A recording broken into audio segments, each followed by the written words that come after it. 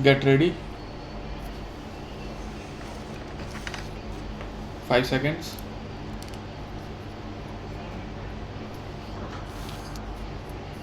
Start. At the instance of the Prime Minister, we had a cabinet meeting to discuss this whole matter, and it was held at 10 pm on Friday, the 16th September, the day on which we got this message. The Prime Minister fixed the meeting for 10 o'clock at night because Mr. Rama Rao's plane was expected to reach here about 8 o'clock in the evening, and it was thought that his presence at the cabinet meeting would help me and my colleagues in coming to a decision on this very difficult subject.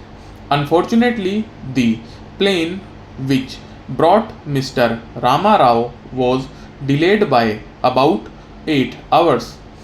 He did not arrive here till early in the morning on Saturday.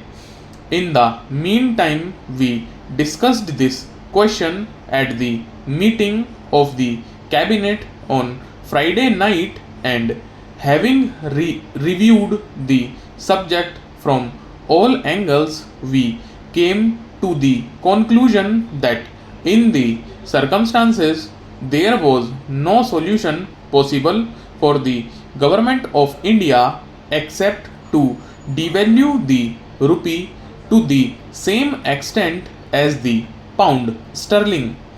I should like to say before I proceed any further that although the British Chancellor of Exchequer had categorically denied that there was any intention on the part of the UK government to devalue the pound sterling, it occurred to me from such indications as I gathered in London that the possibility of the pound sterling being devalued was not altogether to be dismissed.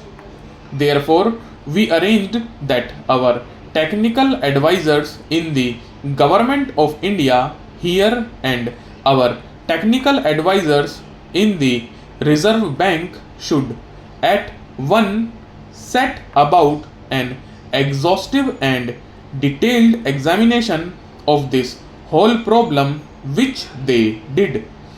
The result of this examination was that in case the pound sterling was devalued, we should devalue the rupee to the same extent. That same advice was given to me by Mr. Chintaman Deshmukh. In that opinion, the governor of the Reserve Bank fully concurred.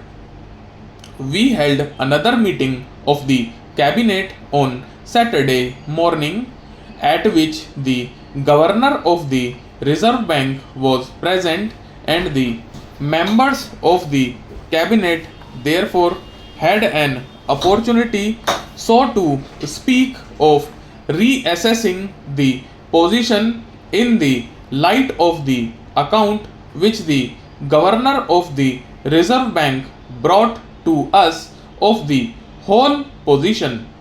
We came to the conclusion that the best course was to devalue the rupee to the same extent. This meeting of the International Monetary Fund at Washington to consider the general revision of the exchange values of the currencies of all the member countries was being held on Saturday the 17th, the day on which we came to our final decision. But I was informed by Mr. Chintaman Deshmukh that he was able to get the International Monetary Fund to postpone the examination of our case until Sunday so that we might have a little more time to examine the position.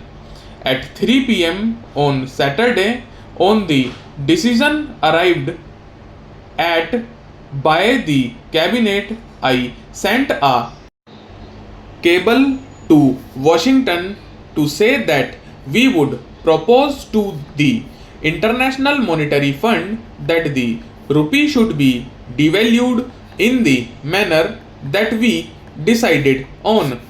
I wanted at that time to inform our neighbors Ceylon and Pakistan of our decision to make this proposal to the International Monetary Fund.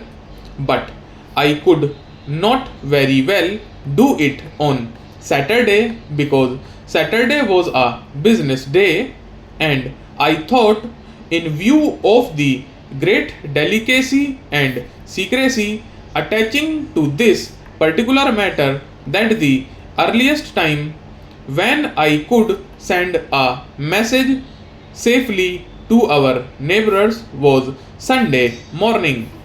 On Sunday morning, therefore, I dispatched two telegrams, one to the Ceylon government and the other to the Pakistan government, informing them that we were making this proposal to the International Monetary Fund.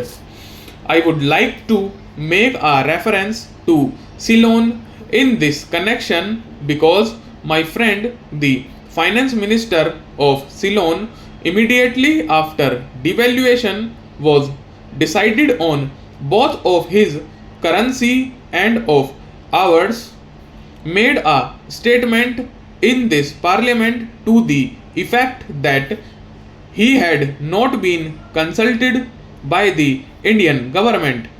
I want to place before the House the facts in this connection.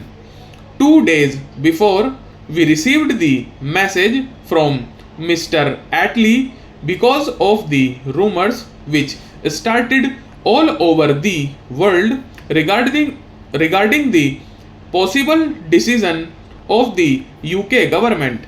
The High Commissioner of Ceylon came to see me on the 14th, that is, as I said, 2 days before we received this message from Mr. Attlee, and he said there were all these rumors about devaluation, and in view of the close currency relations between Ceylon and India, he thought it was necessary that the two countries should act in consultation with each other. I entirely agreed with the view that he put before me, and I told him two things. First of all, the matter had not been formally and officially considered by our cabinet in view of the consultations reached in the expert investigations that had been going on for long. Stop.